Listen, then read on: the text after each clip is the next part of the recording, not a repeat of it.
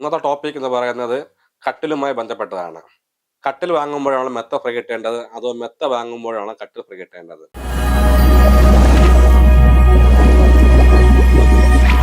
ആദ്യം തന്നെ ഒന്ന് പറയാം, സൗജന്യമായി ലഭിക്കുന്നത് ഒന്ന് സൂര്യപ്രകാശവും മറ്റൊന്ന് വായുവും മാത്രമാണ്.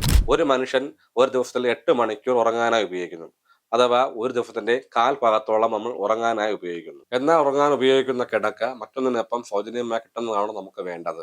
8 മണിക്കൂർ സമയം നമ്മുടെ ബോഡിയുമായി നേരിട്ട് കോണ്ടാക്ട് ഉള്ളത് മെത്തയ്ക്കാണ്, അല്ലാണ്ട് കട്ടിലിനല്ല. അതുകൊണ്ട് തന്നെ കട്ടിലിനേക്കാളും പ്രാധാന്യം കൂടുതൽ മെത്തയ്ക്കാണ്. നമ്മൾ പല പരസ്യങ്ങൾ കാണുന്നത് കട്ടിലിനൊപ്പം മെത്ത ഫ്രീ എന്നാണ്. അതായത് 10,000 രൂപയുടെ കട്ടിൽ വാങ്ങിക്കഴിഞ്ഞാൽ ഒരു മെത്ത സൗജന്യം, ഇങ്ങനെയാണ് നമ്മൾ പരസ്യം കാണുന്നത്. പക്ഷെ നമുക്കതല്ല വേണ്ടത്. നമ്മൾ മനസ്സിലാക്കേണ്ട പ്രധാനപ്പെട്ട കാര്യം, മെത്തയ്ക്ക് സപ്പോർട്ട് നൽകുന്ന ദൃഢമായ പ്രതലം മാത്രമാണ് കട്ടിൽ.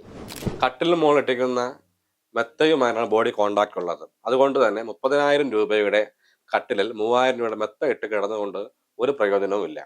രാജാവിനെ പോലെ ജീവിക്കുന്ന നിങ്ങൾക്ക് രാജകീയമായി ഉറങ്ങണ്ടേ? നിങ്ങൾക്ക് ആവശ്യപ്രകാരമുള്ള കട്ടിൽ വാങ്ങിക്കോളൂ. കട്ടിലിൽ തന്നെ പല വെറൈറ്റികളുണ്ട്. ഹൈഡ്രോളിക് കട്ടിലുണ്ട്, സ്റ്റോറേജ് സ്പേസ് ഉള്ള കട്ടിലുണ്ട്, അതുപോലെ ഡ്രോയർ ഉള്ള കട്ടിലുണ്ട്, കൊത്തുപണികൾ ചെയ്തത്, ഹെഡ് ബോർഡ് ഉള്ളത്, അങ്ങനെ പലതരത്തിലുള്ള കട്ടിലുകളുണ്ട്.